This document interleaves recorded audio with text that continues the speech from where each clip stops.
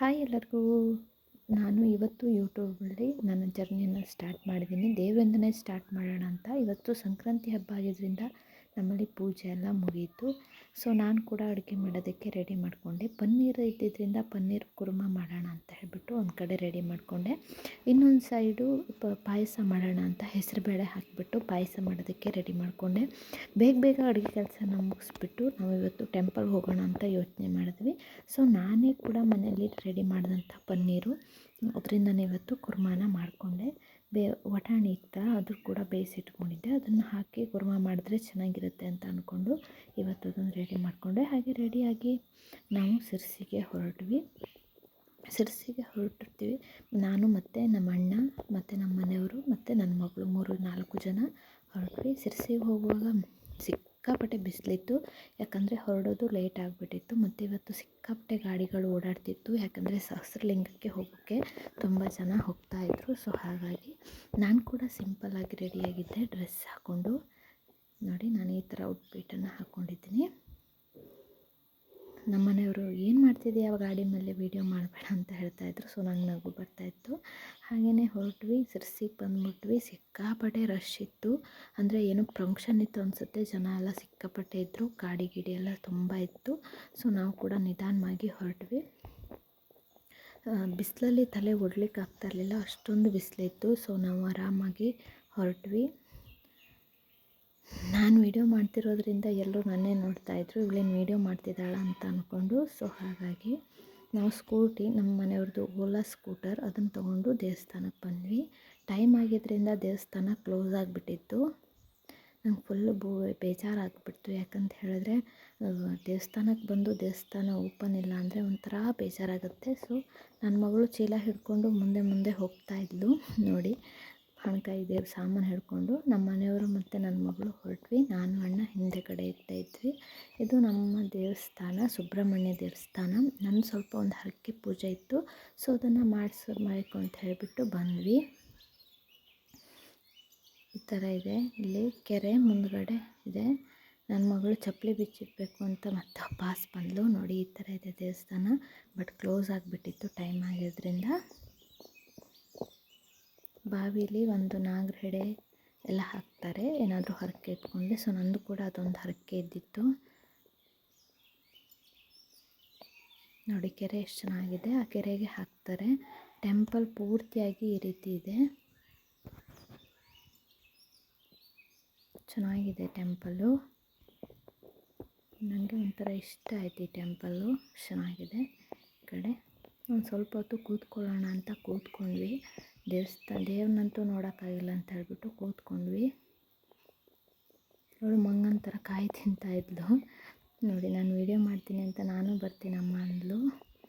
ಹಾಗೆಯೇ ದೇವ್ರನ್ನ ನೋಡಿಕೊಂಡು ಮೀನು ತೊಗೊಳೋಣ ಅಂತ ಮೀನು ಕೋಟೆಗೆ ಬಂದ್ವಿ. ವಿಧವಿಧ ಮೀನಿತ್ತು, ಇದು ಏಡಿ ಗಿಡಿ ಎಲ್ಲ ಇತ್ತು. ಏನೇನೋ ಮೀನು, ಬೆಳ್ಳಂಜಿ, ಅದು ಇದು ಮೀನಿತ್ತು. ಸಿಕ್ಕಾಪಟ್ಟೆ ದುಬಾರಿ ಇತ್ತು. 450, 500 ಅಂತಾರೆ. ಬಂಗಡೆಗೆ ಕೇಳಿದ್ರೆ 450 ಅಂದರು. ನನಗೆ ಯಾವ ಮೀನು ಬೇಡ, ಚಿಕನ್ ತಗೋಗೋಣ ಅಂತ ನಾನು ಅವ್ರ ಹತ್ರ ಹೇಳಿದೆ. ಹಾಗಾಗಿ ಹಾಗೆ ಬಂದ್ವಿ. ನಂಗೆ ಚಟ್ಲಿ ನೋಡಿ ಬಾಯಲ್ಲೆಲ್ಲ ನೀರು ಬಂತು. ಹಾಗೆಯೇ ಬಳುಚು ಕೂಡ ಇತ್ತು, ಚಿಕ್ಕ ಚಿಕ್ಕ ಬಳುಚು. ಹಾಗೆ ಊಟಕ್ಕೆ ಬಂದ್ವಿ. ಇಲ್ಲಿ ಹಳ್ಳಿ ಸ್ಟೈಲ್ ಊಟ ಕೊಡ್ತಾರೆ. ಎಲ್ಲರೂ ಮೊಬೈಲ್ ನೋಡೋಕ್ಕೆ ಬ್ಯುಸಿ ಇದ್ದರು. ಇಷ್ಟು ಐಟಮ್ ಕೊಟ್ಟಿದ್ರು ಊಟಕ್ಕೆ. ಊಟ ಚೆನ್ನಾಗಿತ್ತು. ಊಟ ಮಾಡಿಕೊಂಡು ಹಾಗೆ ಸೀದಾ ಮನೆಗೆ ಬಂದ್ವಿ. ಮನೆಗೆ ಬಂದಮೇಲೆ ಮಾವ ಅಡಿಕೆನ ಹೆಕ್ತಾಯಿದ್ರು, ನಮ್ಮ ಮನೆಯವರು ಗಾಡಿನ ರಿಪೇರಿ ಮಾಡ್ತಾಯಿದ್ರು. ಸೊ ನಾವು ಚಿಕನ್ ತಂದಿದ್ರಲ್ಲ, ಕಬಾಬ್ ಮಾಡೋಣ ಅಂತ ರೆಡಿ ಮಾಡಿಕೊಂಡೆ. ನಾನು ಈ ರೀತಿ ಕಬಾಬ್ ಮಾಡ್ತೀನಿ. ಕಬಾಬ್ದು ಎಕ್ಸ್ಟ್ರಾ ವಿಡಿಯೋ ಬೇಕು ಅಂದರೆ ನನಗೆ ಕಮೆಂಟ್ ಮೂಲಕ ತಿಳಿಸಿ. ಕಬಾಬ್ದೇ ರೆಸಿಪಿನ ನಾನು ಇನ್ನೊಂದು ಸತ ಶೇರ್ ಮಾಡ್ತೇನೆ ನಿಮ್ಮ ಜೊತೆ. ಸೊ ಇವತ್ತೇ ನಾನು ವಿಡಿಯೋ ಸ್ಟಾರ್ಟ್ ಮಾಡೋದ್ರಿಂದ ನೀವೆಲ್ಲ ನೋಡಿ ಸಪೋರ್ಟ್ ಮಾಡಬೇಕು ಅನ್ನೋದೇ ನನ್ನ ಉದ್ದೇಶ. ನಾನು ಮೊದಲಿಗೆ ಚಿಕನ್ಗೆ ಉಪ್ಪು, ಖಾರ ಮತ್ತು ಅರಿಶಿನ ಪುಡಿ ಹಾಕ್ಕೋತೀನಿ. ಅದಾದಮೇಲೆ ಜಿಂಜರ್ ಗಾರ್ಲಿಕ್ ಪೇಸ್ಟ್ ಹಾಕ್ಕೋತೀನಿ. ಹಾಗೆ ತೇಜು ಅವ್ರದ್ದು ಇದ್ರ ಪೌಡ್ರನ್ನ, ಕಬಾಬ್ ಪೌಡ್ರನ್ನ, 2 ಕಬಾಬ್ ಪೌಡ್ರನ್ನ ಹಾಕ್ಕೋತೀನಿ. ಸ್ವಲ್ಪ ಕೊತ್ತಂಬರಿ ಸೊಪ್ಪಿದ್ರೆ ಅದನ್ನು ಕೂಡ ಕಟ್ ಮಾಡಿ ಹಾಕ್ಕೊಳ್ತೇನೆ. ಇದ್ರದ್ದು ಎಕ್ಸ್ಟ್ರಾ ವಿಡಿಯೋನ ನಾನು ಬೇಕಾದರೆ ಕಮೆಂಟಲ್ಲಿ ತಿಳಿಸಿ, ನಾನು ಅದನ್ನು ನಿಮಗೆ ಶೇರ್ ಮಾಡ್ತೀನಿ. ಈ ಥರ ಚಿಕ್ಕ ಚಿಕ್ಕದಾಗಿ ಕಟ್ ಮಾಡಿ ಹಾಕಿದ್ರೆ ಒಳ್ಳೆ ಟೇಸ್ಟ್ ಕೊಡುತ್ತೆ. ನಾನು ಅದಕ್ಕಾಗಿ ಚಿಕ್ಕ ಚಿಕ್ಕದಾಗಿ ಕಟ್ ಮಾಡಿ ಹಾಕ್ಕೊಳ್ತೇನೆ. ಹಾಗೆ ಒಂದು ಅರ್ಧ ಲಿಂಬನ್ನು ಕೂಡ ಹಾಕ್ಕೊಳ್ತೇನೆ ಹುಳಿಗೋಸ್ಕರ.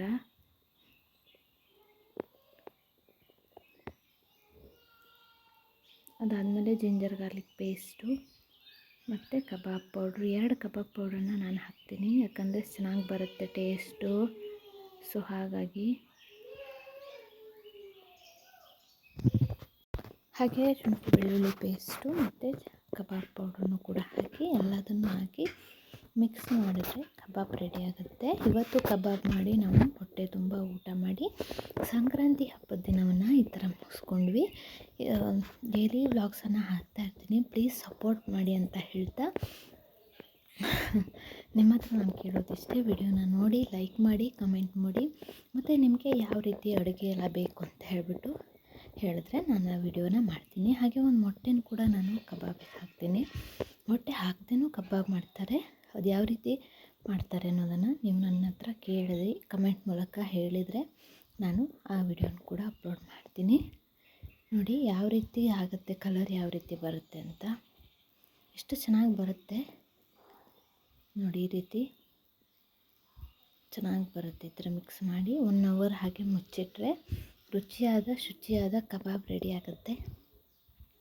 ನಾವು ಮನೆಯಲ್ಲೇ ಮಾಡ್ಕೊ ತಿನ್ನೋದ್ರಿಂದ ನಮಗೆ ಒಳ್ಳೆ ಆರೋಗ್ಯ ಕೂಡ ಬರುತ್ತೆ. ಸೊ ಹಾಗಾಗಿ ಹೀಗೆ ಕಲಿಸ್ಬಿಟ್ಟು 1 ಅವರು ಮುಚ್ಚಿಟ್ರೆ ಚೆನ್ನಾಗಿರೋ ಕಬಾಬು ರೆಡಿ ಆಗುತ್ತೆ. ನಾನು ಮೀನು ಬೇಡ ಅಂತ ಹೇಳಿಬಿಟ್ಟು ಚಿಕನ್ನೇ ತೊಗೊಬಂದೆ. ಮೀನು ಅಷ್ಟೇನು ಚೆನ್ನಾಗಿರಲಿಲ್ಲ, ಮತ್ತು 300-400 ಅಂದ್ರಲ್ಲ. ಸೊ ಹಾಗಾಗಿ ನಾನೇ ಬೇಡ, ಒಂದು ಹೊತ್ತಿಗೆ ಯಾಕೆ ಸುಮ್ಮನೆ ಅಷ್ಟೆಲ್ಲ ವೇಸ್ಟ್ ಮಾಡೋದಂತ ಹೇಳ್ಬಿಟ್ಟು ತರೋದಕ್ಕೆ ಹೋಗಲಿಲ್ಲ. ಹಾಗೆ ಇದನ್ನು ಕಲಸಿ ಒಂದು ಸೈಡ್ ಮುಚ್ಚಿಟ್ಬಿಟ್ಟು ಒಂದು ಸ್ವಲ್ಪ ಬಟ್ಟೆಗಳೆಲ್ಲ ಇದ್ವಲ್ಲ ಅದನ್ನು ಕೂಡ ತೊಗೊಂಡು ಬಂದು ಮಡಚಿಬಿಟ್ರೆ ಇವತ್ತಿನ ಕೆಲಸ ಮುಗಿಯುತ್ತೆ ಅಂತ ಹೇಳ್ಬಿಟ್ಟು ರೆಡಿ ಮಾಡಿಕೊಂಡೆ. ಹಾಗೆಯೇ